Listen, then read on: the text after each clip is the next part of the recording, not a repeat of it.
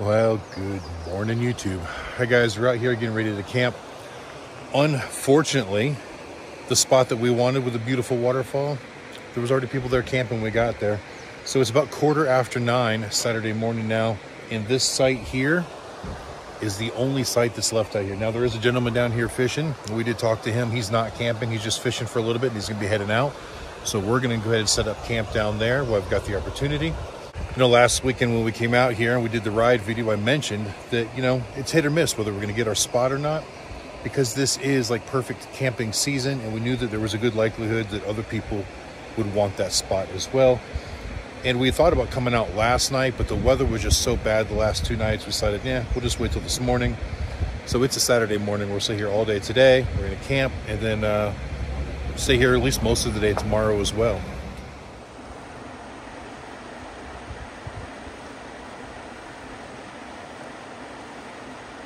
Well, I guess we got to get this truck unloaded and get camp set up. All right, so first time using this new tent. Zach and Michaela couldn't find their other tent that they just used back in August. Somehow it's disappeared. So last night they went out and picked this one up at Walmart on the way home from vacation. And this is our first time setting it up. It took us, what, 10 minutes? Not too bad. We figured it out. Didn't bother looking at the instructions. In Zach's words, because we're men. All right, so with the house all set up, we're gathering kindling so we can start our fire. We even brought some firewood from home just to make it a little bit easier because this stuff is seasoned, rather than relying on only what we could find around the area, which we might still burn some stuff laying around as well, but we wanted to kind of hedge our bets a little bit there. Still got to get the air mattresses inside and get the bed set up, but other than that, it's about time to start relaxing. Yep.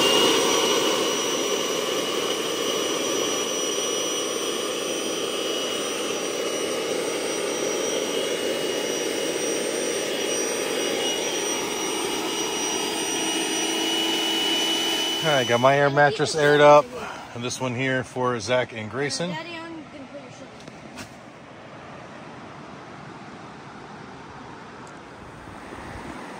So Zach and Grayson are going to start fishing.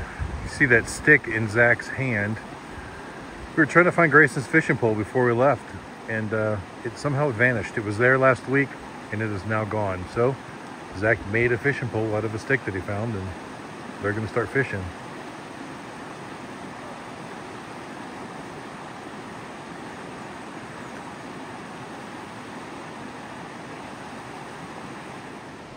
And I'm just sitting here chilling like a villain because it just feels kind of nice to sit here. It's nice and cool out still. See, I still got the long sleeve on. We got some kindling stacked up in our fire pit. We're not going to start the fire just yet because there are still some pretty good gusts of wind from that storm that passed through last night left over. But it's supposed to die down throughout the day, and it's supposed to get a little bit warmer when this front finishes coming through.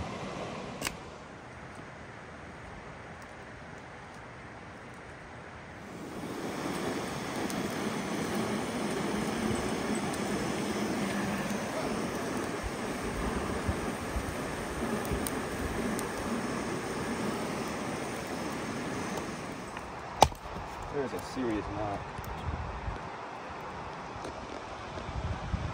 Looks like a stick through it. It's crazy.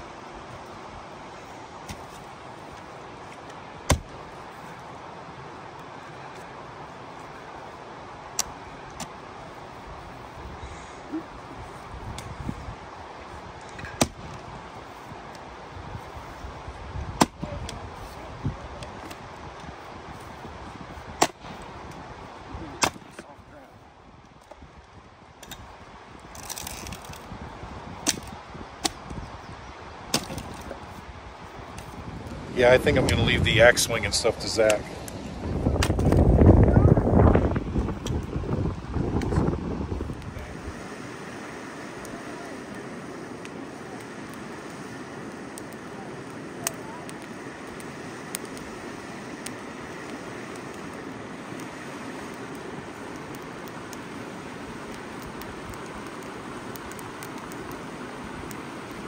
Well, guys, and I haven't camped in a long time and way out of practice. And you guys know I'm an avid coffee drinker, so one of my concerns was, how am I going to make coffee out here in the woods? So I don't have like a a kettle or whatever that we can put on the fire. So I had to get creative, and this is what I came up with. I brought a stainless steel bowl, which after feeding the dog their dog food, I washed it in the creek and dried it out. We also have some coffee and a coffee filter and a zip tie. You think you can figure out my plan?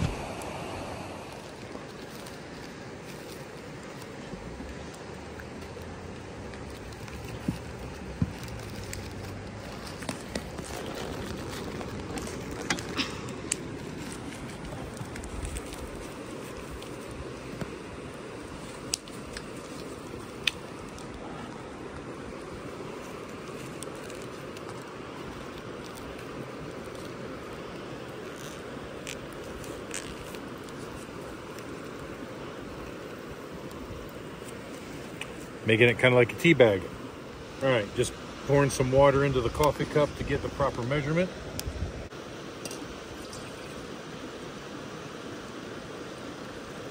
Water in the bowl, coffee in the water.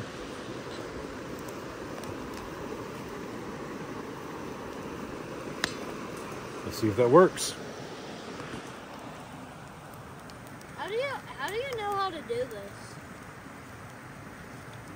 Take coffee grinds and water and heat it up. We were making some really good progress, and then one of the logs burning away shifted underneath, and we lost some water. We added some more to it, stabilized it more. We're continuing with our experiment. What sucks was it was right as the water on the bottom was starting to bubble and boil. So it'll take a few minutes to get it back up to boiling.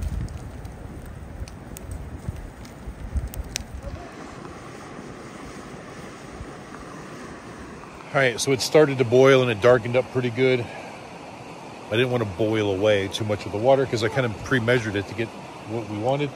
So now we're just off the side and just letting it steep a little bit, letting it a little stronger because it doesn't look quite strong enough yet.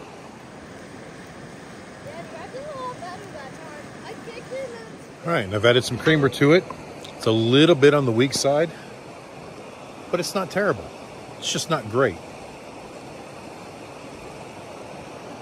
And now Zach is seasoning a new griddle top so we can cook some dinner later on and breakfast in the morning.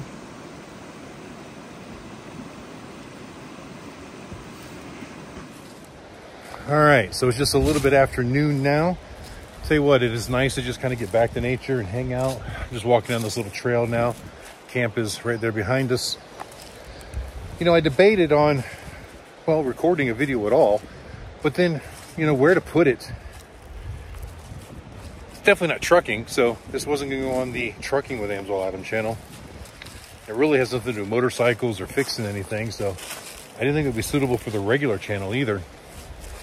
It's not really about our homestead, so wasn't sure about that either.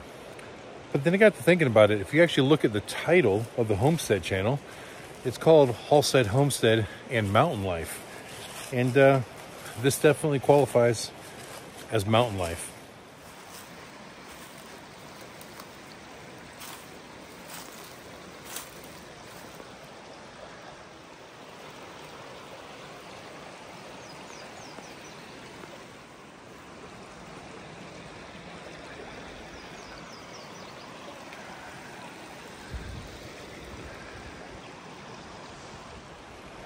You know, it's just so tranquil right here. Very enjoyable. Now down by where we're camping, it's a little bit louder, a little bit more creek noise, river noise. I guess this is a river, not really even sure. But right here, it's just the trickling sounds of the water, which is very, very peaceful.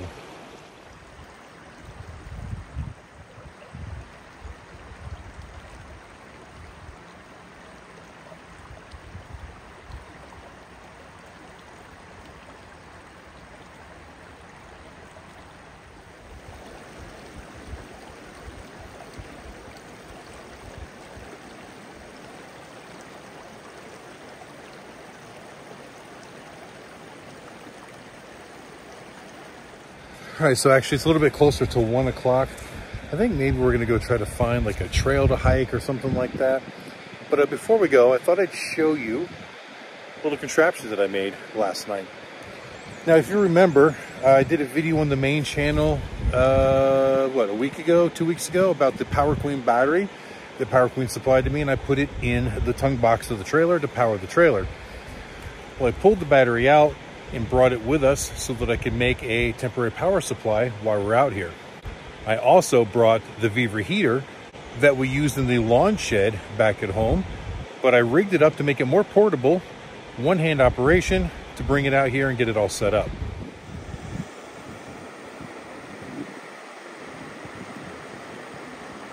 Now, I had a larger inverter at home, and last minute trying to make this temporary power station work, well, I found out that it didn't work anymore.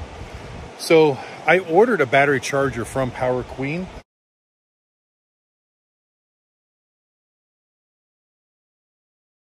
So now it is 100% fully charged and we haven't used anything on it. I was going to hook the inverter up to it, but with my inverter being broken, ran out to Walmart and just got this little $400 one. Not anything comparable to what I had, but it's what we could do last minute in case we needed to charge a device or something. So truth is, you know, we're only gonna be out here a little over 24 hours, maybe 36 or so. We probably didn't really need an additional power supply, but with a 400 watt inverter and a 200 amp hour lithium battery, we could literally have brought a TV or whatever, stayed out here a couple of days. And because we have no cell phone service or anything out here, we're not searching the internet. We don't really need our devices, but I needed to be able to charge my camera equipment so I could record this for you. And that's why we did this little teeny tiny inverter. Now, ideally, I was going to strap the other inverter to the top of this, and because it didn't work, I had to come up with another plan. And my idea with this one was to just take Velcro and Velcro this right to the top of the battery. That way, when you carry the battery someplace, you've got the inverter, it's got 2 outlets, and it's got 2 USBs on there. Pretty simple, little alligator clips just to hook it to the battery. Now here is the Viver diesel heater, and you see I put it all on one stand. And look, it even rotates. Not that we'd really need it to rotate, but it rotates because I used an old flag stand base, and those legs fold up. As soon as I pick it up, they instantly fold down. But the idea was to have everything in a convenient one-hand carry kind of thing. So everything is there, everything is wired. All you have to do is hook it to a battery, and well, there's the battery. I brought the remote control, I brought the controller, and I mounted the fuel tank, I mounted the diesel heater, everything there. So I just pick it up one hand, take it wherever I want to take it. All right, so one bungee cord undoes the wire that I've got going to the battery, and another bungee cord I use just to hold the exhaust up when it's not being used. At this point, because I've got it hooked to the inverter, sharing the terminals here, and the inverter is connected to the battery terminals right there. The inverter is on and the heater has power. Because of the sunshine on it, you can't tell, but right there is an indicator and it shows that we are fully charged. Now, truth is, my initial plan was going to be a little bit neater than this. I didn't want to use the alligator clips.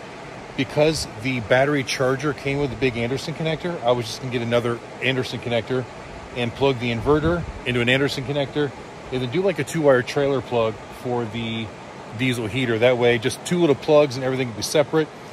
I've got a 10 or 12 foot lead on the diesel heater. That way, if we wanted to keep it away from the battery, we want to put the battery inside the tent at night with the inverter so we can charge our phones. We can run the wires out to the diesel heater outside. And with a longer duct for the heater, we can keep the heater far enough away from the tent so that we don't really hear it running while we're putting heat into the tent. So let's test to see if this heater works. All right, I pressed the on button and the heater said start heating. So it's probably going through its startup cycle. Let's give it a few minutes and make sure it all works right. You really can't see it, but the screen is on. Oh, I got smoke coming out of the tailpipe. Let's see how she does. So obviously right now, it's like 68, 70 degrees out here, and it's a beautiful day. We don't need the heater running at the moment. This is just a test run. Make sure that it all works so that if we need it tonight, I don't even know that we're gonna need it tonight, but if we need it tonight, we're not trying to diagnose a problem in the dark while we're trying to go to bed. And I think the big flaw in my design is the fact that it spins. So as you can see, it's moving with the wind blowing. We need to find a way to just tie a bungee cord or something to it to stop it from turning when we don't want it to turn.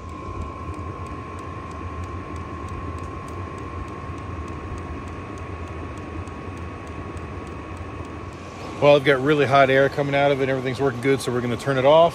Hit the off button. And it said shut down or goodbye or something. I couldn't make it out, but it said something. And now it's spooling down. So at least we know it works. So we've got it on standby if we need it.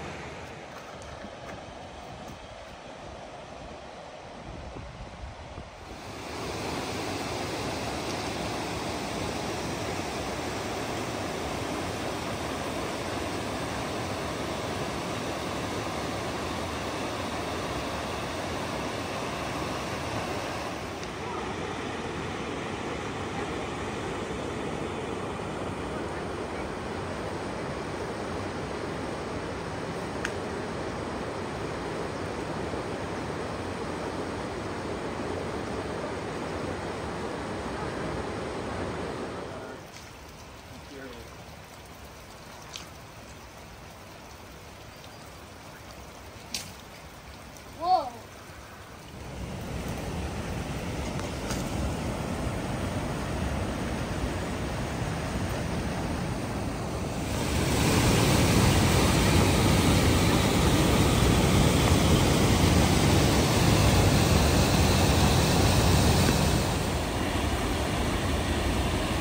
Oh, that is cool.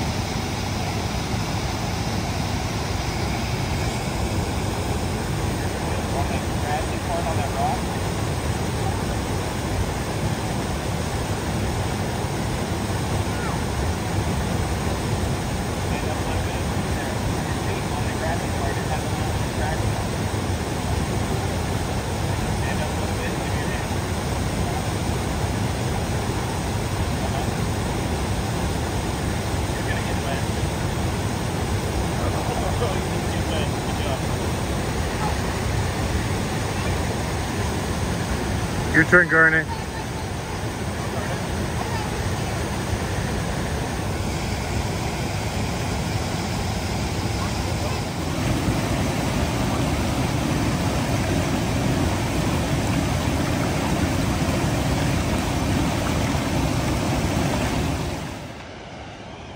Well, guys, here's the site we wanted. This is where we came last week.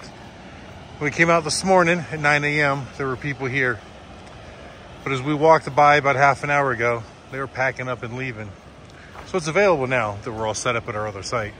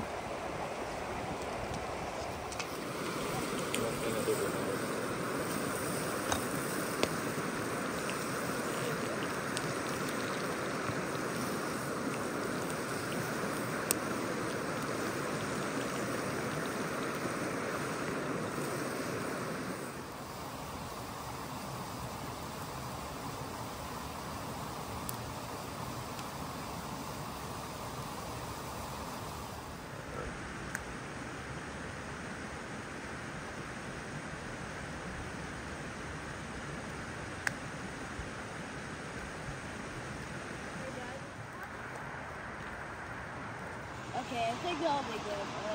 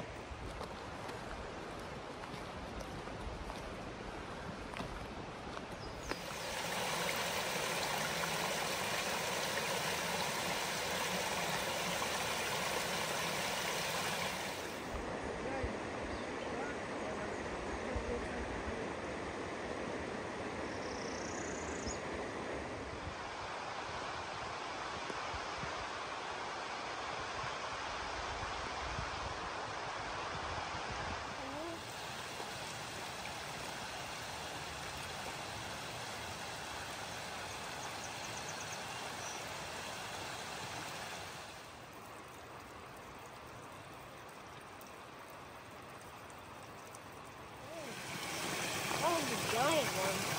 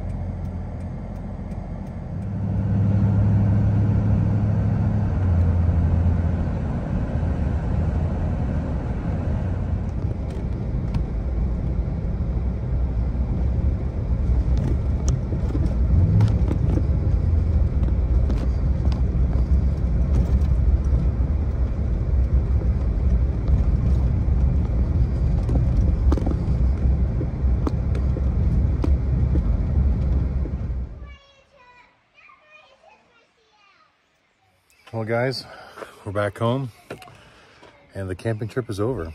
Now you'll see there towards the middle of the video, after explaining everything we were doing, we got pretty relaxed and we really enjoyed the quietness out there. Just the three of us hanging out. So even the tone of the video, I decided to just, match that mood. Keep the video very mellow as well. But now we got to unload the truck and get all our stuff put away. All in all, I said we really enjoyed the trip, and the diesel heater worked really great all night long. I probably should have turned it up a little bit more than we did. We only burnt a little less than half a tank of fuel and it ran for a good 12, 13 hours. So be happy with that. Yeah, so I definitely got to give a shout out to Viver. The heater worked great. Now, one of the design flaws we had here was we didn't want to put a hole in the brand new tent. They don't have a heater to use all the time. So we decided to just route the tube up between the rain fly to the screened netted portion of the tent. The flaw in that design is heat rises, and that was already about 4 feet up in the tent. So it kept the upper part of the tent really warm. And the bottom side was definitely a little bit cooler.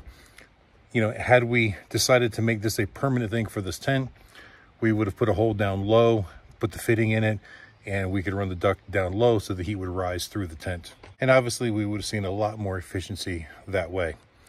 Now guys, keep in mind, Viver supplied this heater to me, so I went ahead and used it for this experiment. But if you were actually going to be camping in the manner that we did, this isn't the Viver heater you'd probably want to get. They make an all-in-one. It's already got a handle on top, the fuel tank's built in, it looks like a little suitcase. All you have to do is plug it into a battery. So that would probably be a better option rather than the little contraption that I made. It worked and it did its job, and I'm very happy with it. But for convenience, Viver already has one that only costs a little bit more that'll do it even better. The inverter showed that we still had full charge this morning, even after charging my phone and running the diesel heater all night long. My coffee attempt this morning was a failed attempt, unfortunately. Tried to do a little bit differently. Didn't come out very well. I think I'm going to invest in a bigger inverter just to make as a go inverter, you know, not something big like what's in Goliath, but just like a 1500 watt, maybe 2000 watt that I can strap right to the top of that battery and just have a little portable power station, because we really want to do more of these camping trips in the future. We really enjoyed it a lot. You know, one of the most relaxing parts about this trip is that there was no phone service out there at all, no internet service. So we had basically just turned all of our devices off, other than using my phone as a camera. And, you know, Zach broke his silence on the drive back home. He turned his back on. I haven't turned mine on yet. And part of me is afraid to. Just all kinds of notifications that come through, and I know it. We were out there for 28 hours with no contact with anybody but the three of us. And now it's back to the real world. Well guys, I really hope you enjoyed this video. Thank you for watching. And until the next time we see you, keep those engines running.